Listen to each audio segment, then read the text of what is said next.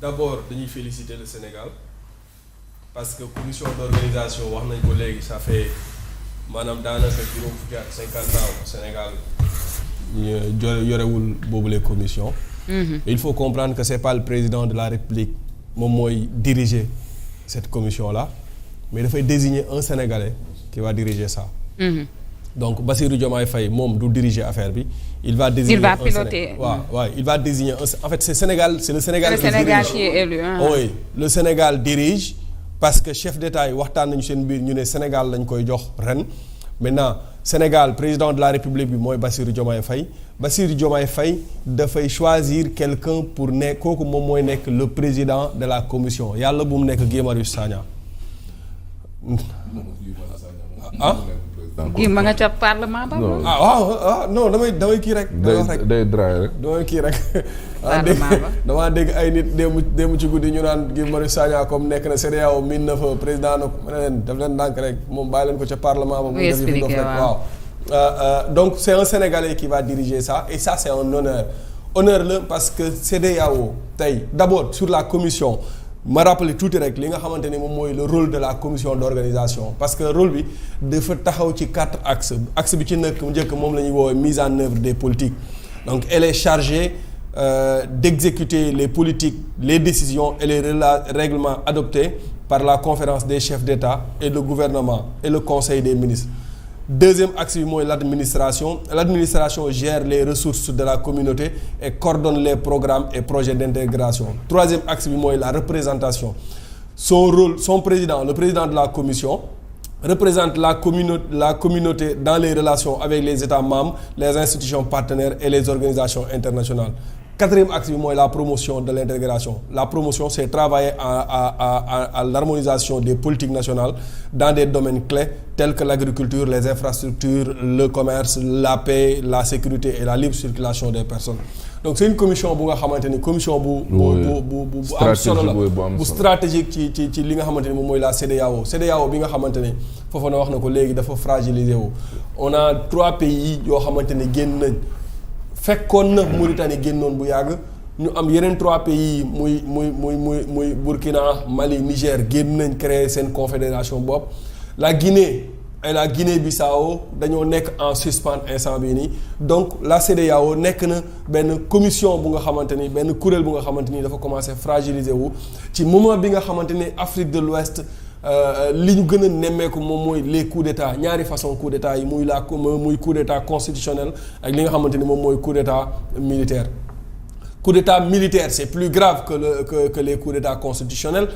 maintenant coup d'état constitutionnel am na nu ñu ko mën a régler pour man ni ñu ko mën a régler mooy li ma fi wax sànq mooy tëbal verrou li nga xamante ni moom mooy la limitation des mandats en Afrique parce que le problème de l'Afrique c'est la limitation des mandats. pour man loolu dañ ko war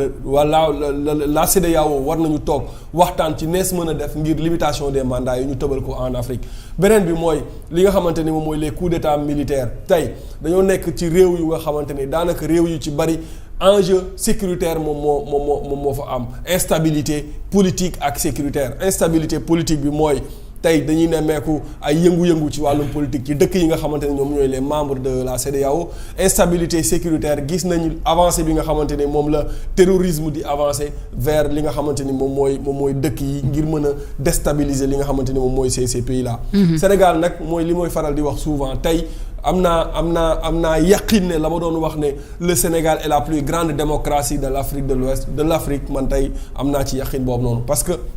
Fall Ndiaga wax na ko léegi c'est un travail de longue haleine liggéey la bu nga xamante ni du benn fan du ñaari fan du 19 mois parce que suñu toogee 50 ans nekkuñu jiitewuñu commission d'organisation bi donc liggéey nañ ko lu yàgg ñu ci bari ñi nga xamante ni jaar nañ fi Abdoulaye Wade liggéey na ci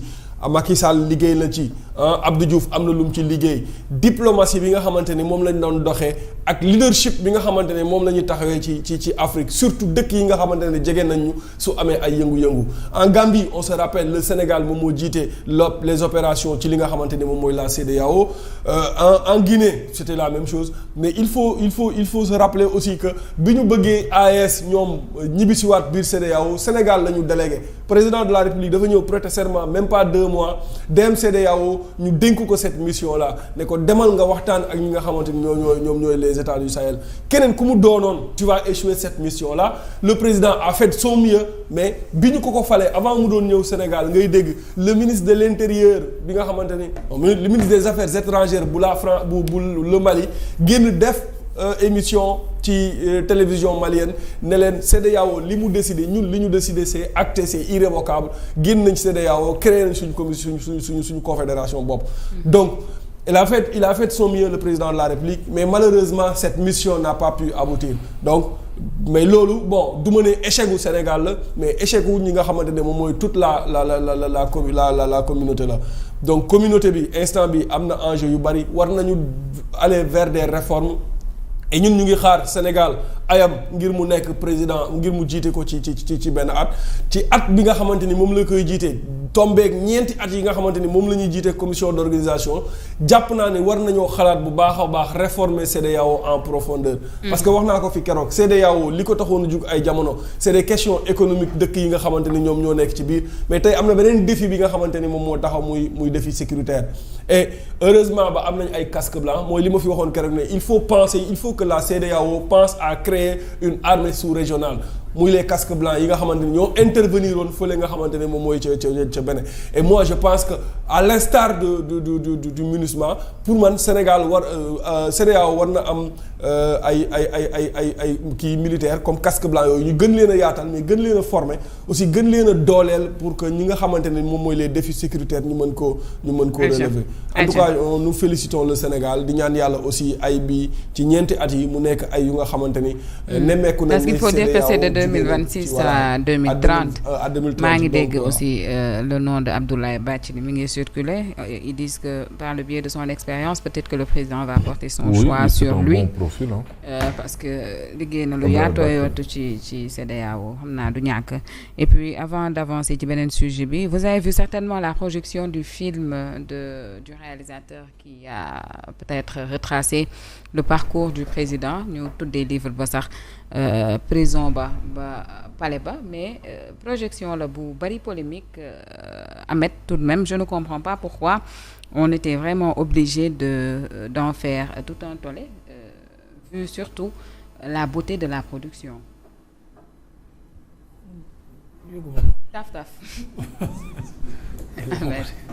yow yëgoon ni dafa am réalisateur bu mag bu def film ci Bassirou Diomaye Diakhar Faye comment ils ont quitté la prison pour accéder au palais